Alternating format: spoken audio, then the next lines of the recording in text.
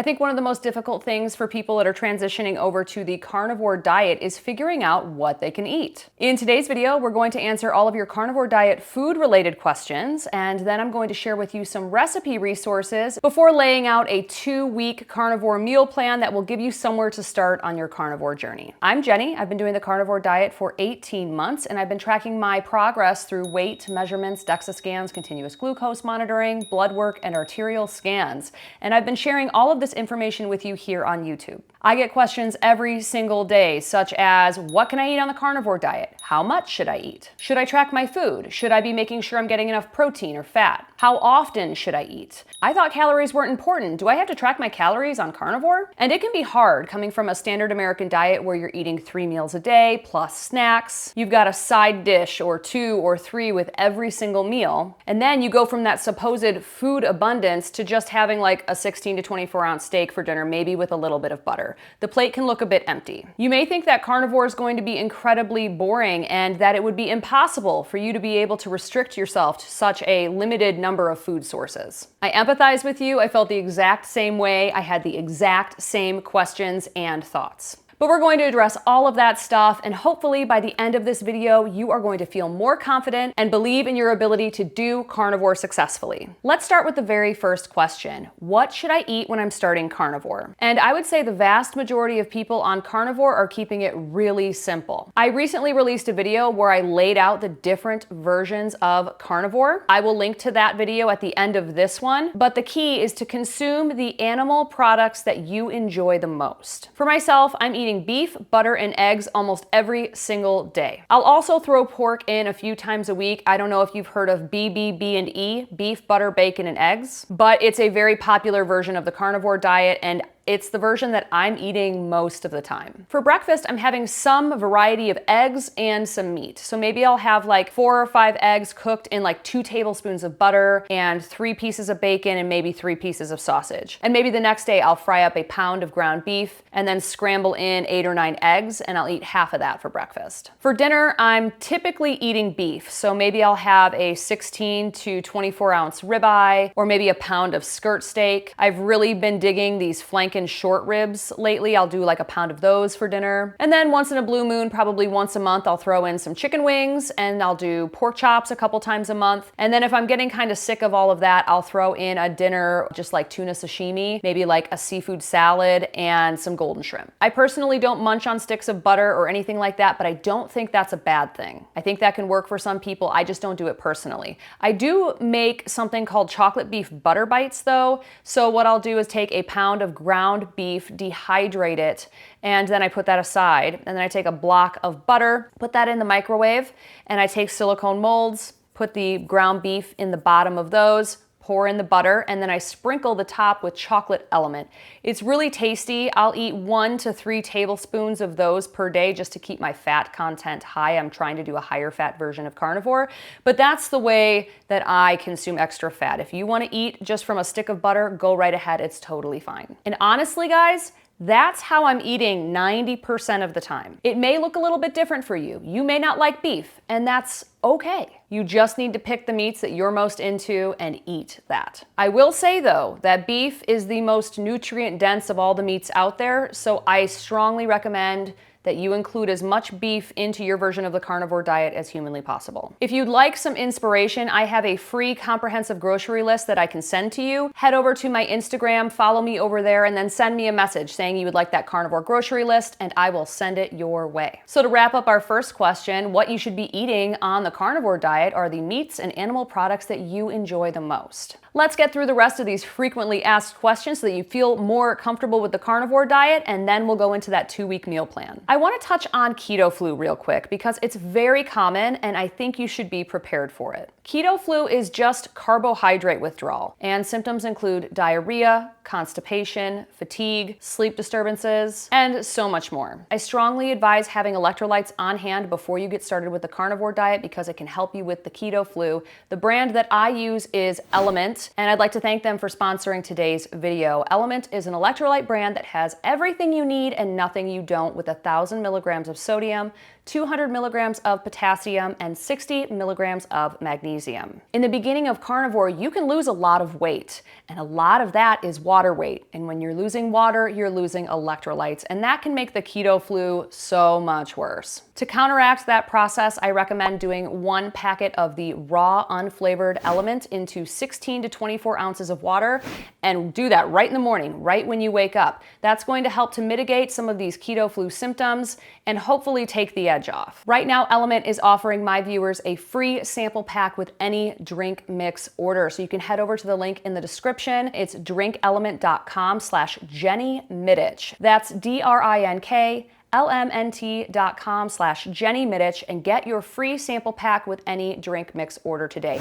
I recommend picking up a box of the raw unflavored Element, and then you can try out all of their flavors and see if you wanted to pick up more boxes. But I think that's very helpful in the beginning of carnivore. Just make sure you have some electrolytes on hand. You'll thank me later. Let's move on to the next frequently asked question, which is how much should I eat? And the answer to that is more than you think. There are a couple of schools of thought on this. The typical advice is to eat until you are comfortably stuffed at every single meal, and then don't eat again until you're truly hungry. This allows you to learn your true hunger cues. But for some people, their appetite tanks and they aren't really hungry that first month on carnivore. Some people develop food aversions and they can't even look at another piece of steak. I experienced both of those things. In that case, what should you do? Should you follow your hunger and just not eat? And the answer to that is a resounding no. You definitely need to eat. In this case, I recommend picking 2 to 3 set meal times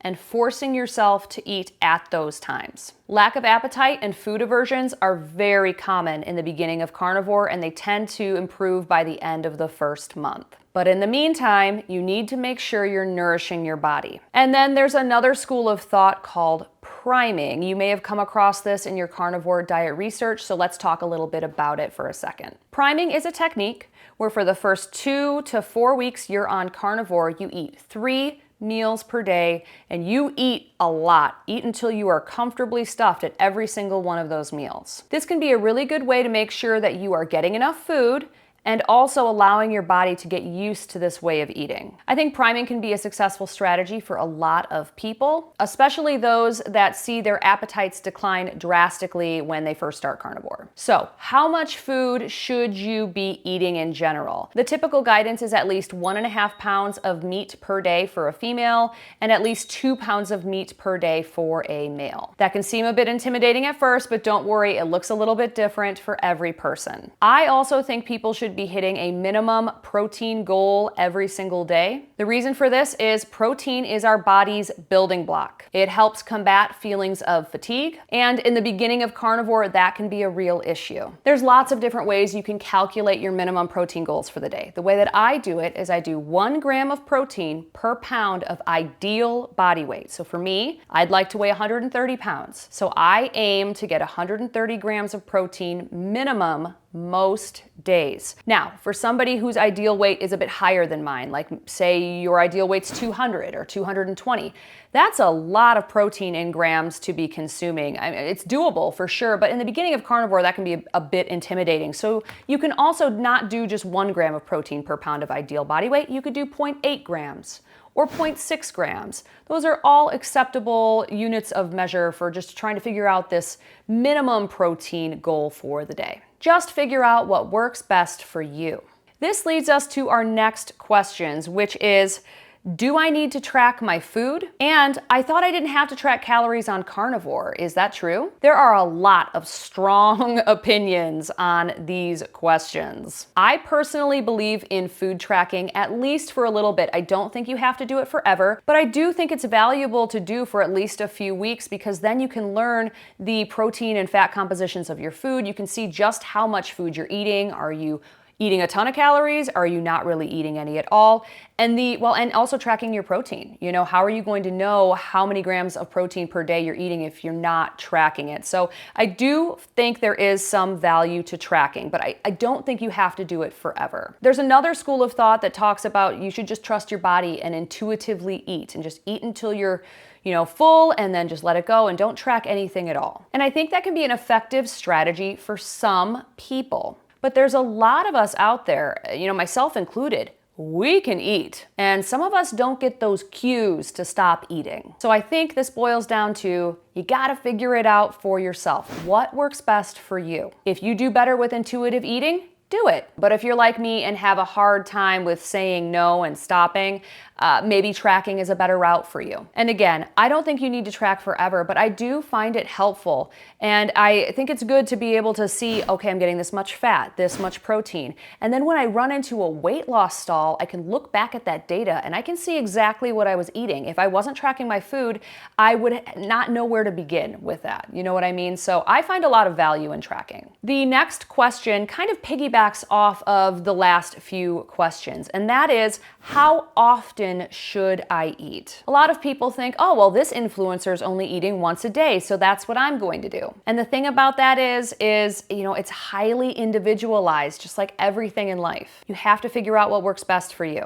1 meal a day is fine. 2 meals a day is fine. 3 meals a day is fine. You could even do more than that. So for people that have had gastric bypass surgery, they can't handle large amounts of food at one time. So perhaps somebody that's had that surgery would have to eat 5-6 times a day.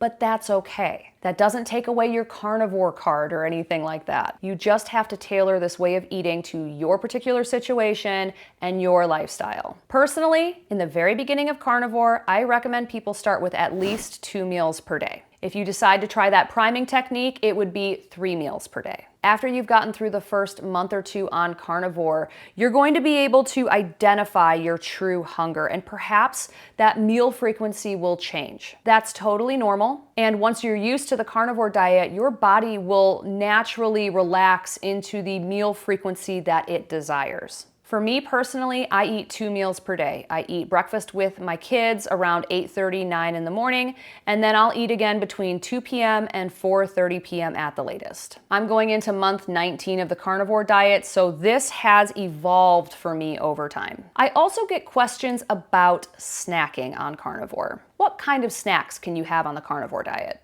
And for me, I personally don't think that snacking should be a part of your daily life. And it doesn't really need to be. One of the great things about carnivore is you're not as hungry. You don't have all those drastic glucose spikes up and down all day. You're not having to eat as often because you're not fueling yourself with a carb-heavy diet. And a lot of people, myself included, find that they are satisfied with just the 2 meals a day and don't need to do any snacking. In the beginning of carnivore though, if you feel a little peckish, you could have some hard-boiled eggs, or maybe you could find some beef jerky or beef sticks that don't have a bunch of sneaky ingredients in them. I also sometimes like to just cut up leftover meat, leftover steak, and I just eat that cold. All of those things will work great as a carnivore snack. The final thing I'd like to touch on before we get into this carnivore meal plan is, this is not an overnight fix. It took you years to get to where you are today, so it's gonna take you some time to get out of it. But the body is an incredible thing. If you nourish it and give it the correct fuel, it will do the work. But you have to be patient. You may lose a ton of weight in the first month, or maybe just a little bit,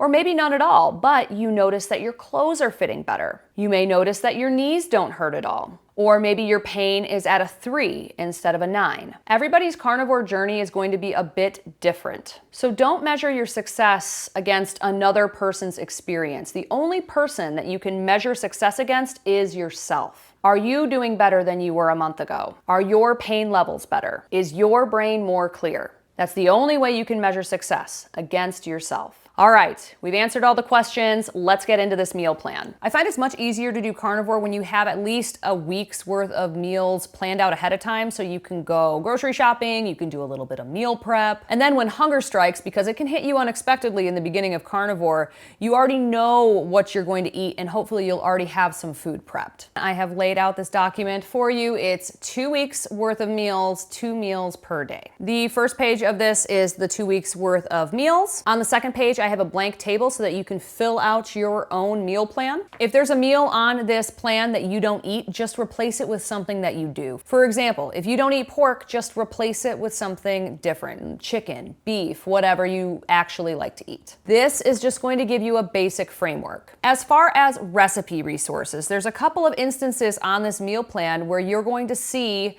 a little star. And right there, that means that there is a link and a timestamp for you. If you head to the second page, you're gonna see all of the recipes listed out here, and you're gonna see a link. If you click on that link, it's going to bring you to the recipe video itself. And then the timestamp, just go directly to that timestamp, and that's the beginning of that recipe, so you don't have to spend time scrubbing through the video. Let's just go over this really quickly. It's going to be breakfasts and dinners.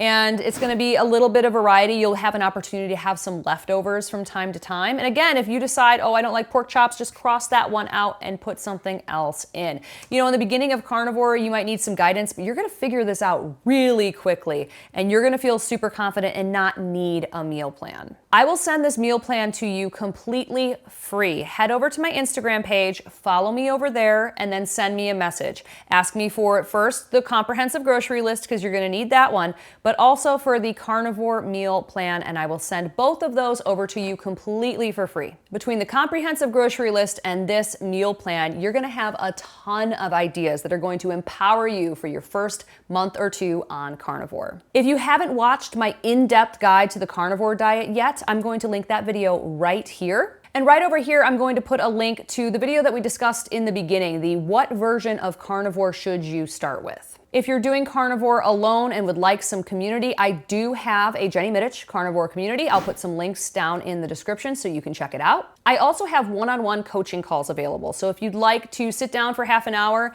and talk through any difficulties that you're having, I'm gonna put that link in the description as well. As always, leave your questions and comments in the comment section below. And with that, I will see you in the next video.